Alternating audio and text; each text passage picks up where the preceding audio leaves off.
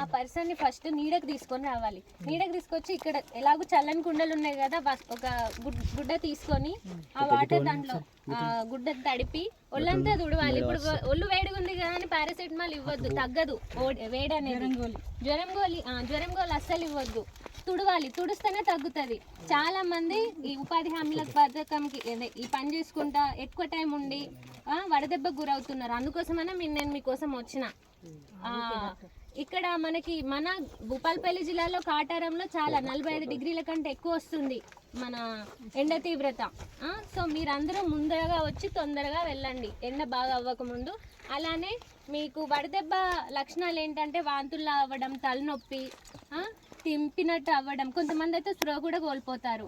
ఇలాంటి లక్షణాలు ఉన్నప్పుడు వెంటనే ఫస్ట్ నీడకు రావాలి. నీడకు వచ్చి చల్లని బట్టతో ఒళ్ళంతా తుడిచి దగ్గరలో ఓఆర్ఎస్ ద్రావణాలు ఇప్పుడు ఆశాలు వాళ్ళు ఇస్తున్నారు కదా, అవి ఓఆర్ఎస్ అయినా తాగించాలి. ఒకవేళ మనిషి స్పృహ కోల్పోయి మొత్తం అసలు అంటే రెస్పాండ్ అవ్వట్లేదు, మనం ఏం పిలిచినా చప్పుడు చేయట్లేదు అంటే అలాంటి వాళ్ళకి ఓఆర్ఎస్ ఇవ్వద్దు.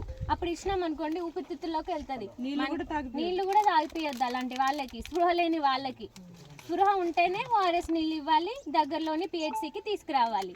స్పృహ లేని వాళ్ళకి ఓఆర్ఎస్ ఇవ్వద్దు, సరేనా?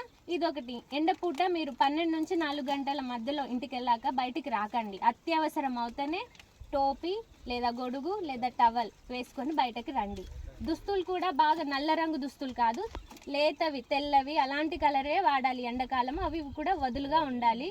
ఊరికే నీళ్ళు తీసుకోండి, కొబ్బరి నీళ్ళు, ఈ సీజనల్ దొరికే పుచ్చకాయలు అవి ఇవి తీసుకోండి. కానీ ఎక్కువ అత్యవసరం అయితే తప్ప బయటకి రాకండి, సరేనా?